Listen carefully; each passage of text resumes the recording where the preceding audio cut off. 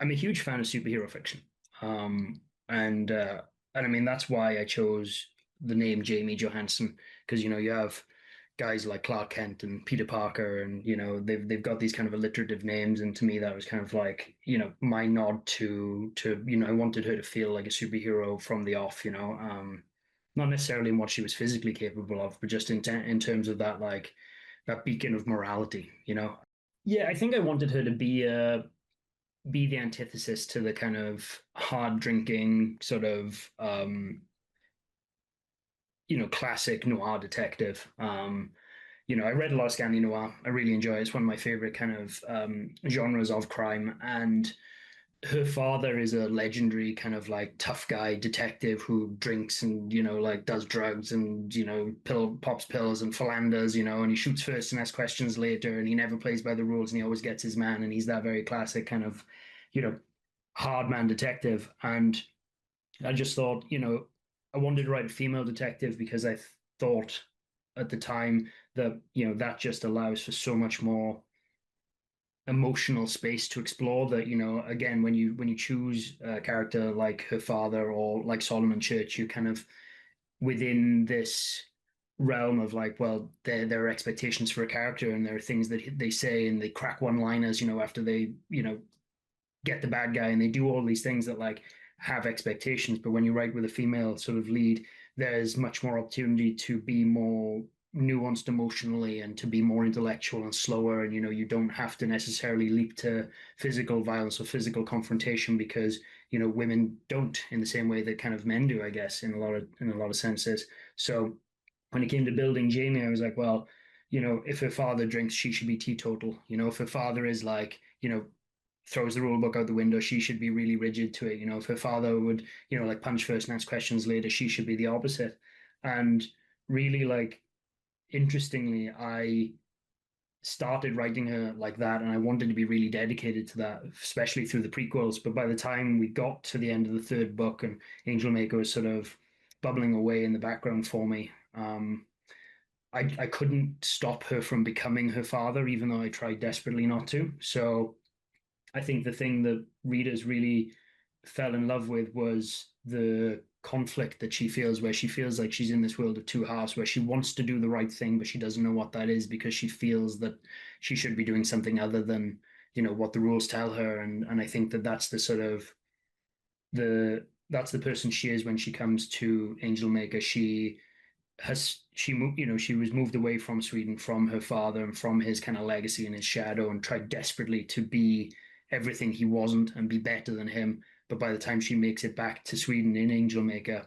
she's more like him than she would ever want to admit, and his ghost kind of follows her through that book. And she finds a bunch of letters and things from him, and then finds out that a lot of the things that she knew about him weren't true, and ultimately she just sort of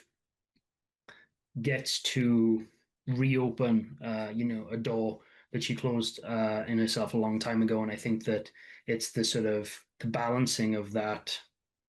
kind of personal journey for her to rediscover, who she was and who her father was, alongside the fact that she's hunting a serial killer, is the thing that I think really gave readers something to kind of grab onto with her, because she felt real, because she was not just a superhero at that point. She was, a real person, and a bit of a mess, and I think that we all are. I mean, I immediately fell in love with Julia Hallberg. She started out as Jamie's partner's assistant in Angel Maker, and she was kind of very bookish and very kind of reserved and a bit of a yes man. And she sort of really took on her own life through the series as well. And as I said earlier, I always try to give her partners that allow her to be a different version of herself, or explore a different version of herself. With her partner Anders Vic in Angel Maker, he's very, very straight laced and very uptight, and she sort of plays off that really, and she becomes the one who's a little, I guess, plays things a little faster and loose, and she sort of has to bring him out of his shell, which is, kind of the opposite to what was sort of happening before. And in the prequels, she's got this old sort of, gruff detective that's quite like her father, and she's sort of has to make him play by the rules. And she's got Elliot Day, who's a serial killer that she chases in one of the early books, that sort of becomes obsessed with her and stalks her, and and she wants nothing more than to kind of catch him and put him in prison. But when they're together, he's the only person that she can be herself with. So there are, I think, for me, lots of characters that I love writing alongside Jamie because they all allow her to be a very slightly different version of herself, which I think is, a really interesting thing to do because people are like that as well. That, like, I'm a different person when I'm with my wife than when I'm with my best friend, and and when you're in work, you're a different person to who you are, when you go to the bar and or to the pub. So it's a really great way to experiment with kind of your own main character by giving her kind of a series of foils that allow her to be slightly different versions of herself and explore slightly different versions of herself. So in the first snow of winter, it's a case of Jamie being sort of pulled in two different directions, and that's something that you know was new for her as well, was having to tackle two separate cases at the same time and make some really hard decisions. And she's from the first or the last light of day, she sort of takes on this ward, Alina, who's a sort of surrogate teenage daughter to her, and she's sort of trying to raise her while she's trying to, continue to catch bad guys and trying to stop this girl from making the same mistakes that she does. And she wants nothing more than to protect her from the same life that she's got. And in the first snow of winter, it becomes very clear to her that she can't do her job and protect her at the same time. So she makes the difficult decision to send, her daughter away basically for safekeeping while she tackles, this big case. And the mastermind behind it all is a guy's name is Julian Voss, and he's just, you know, trying to torment her in order to punish Elliot Day, who is the serial killer that she sort of is very friendly with through the series. And sort of Jamie's caught up in the middle of this huge kind of storm, and the sort of the ramifications of her decisions, through the last sort of 10 years of her life, because the decisions that she makes in the very first prequel book, are the decisions that come home to roost in, the first Snow of Winter and, the Devil in the Dark. And she is just, you know, pushed to a breaking point, and he sets Julian Voss is sort of shadow or a puppet master sort of hanging over it all, and he sets a serial killer after Jamie to go after her specifically, and to and I think that was one of the things that was a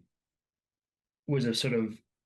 fun juxtaposition, that she's got one serial killer on her side who's Elliot, who's working to try to save her, and then she's got one on the other side who's trying desperately to kill her, and she's sort of caught in the middle. And it's just always a case of trying to figure out how to do something fresh, for me. And Jamie is always so sure of herself, and she always knows which way to step, and she always does that with such self-assurance that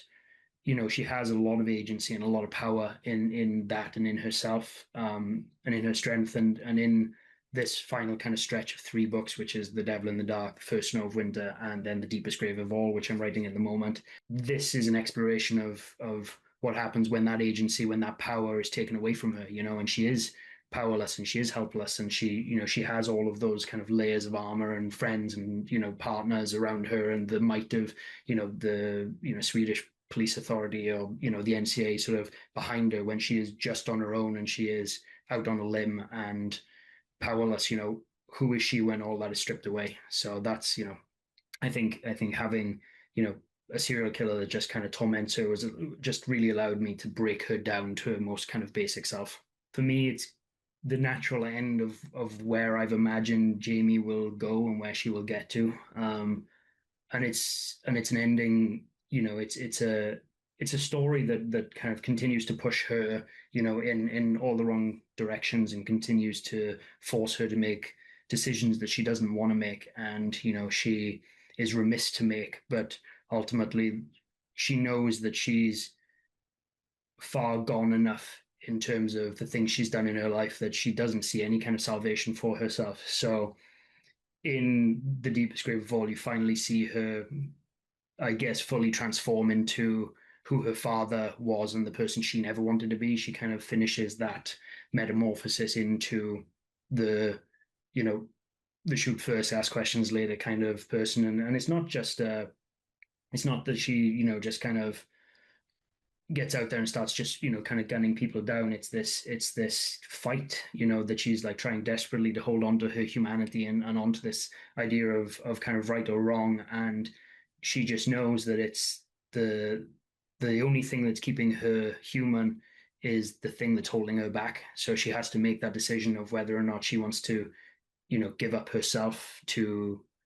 save the day, or whether or not she wants to, hold on to who she is, and who she wants to be, but let the chips kind of fall where they may. So yeah, it's a wild ride, and I think for me, it kind of it goes back to a lot of the earlier kind of themes, and she's back with an old partner in an old, what feels like an old setting, and it's again this sort of idea of cyclicality that I tried to sort of bring into sort of you know if Jamie from 10 years ago, 10 books ago was in this situation now, would she behave differently? Certainly. But now she's, a different person, and it's a different, different round of the same game in a sense. And that'll make sense for readers when they read it, because it's very kind of game themed. But it's, yeah, I mean, they can definitely look forward to a wild ride. And I'm sure they're not looking forward to the end of the Jamie series, but I think it's an end that they will both love and hate in equal measure. But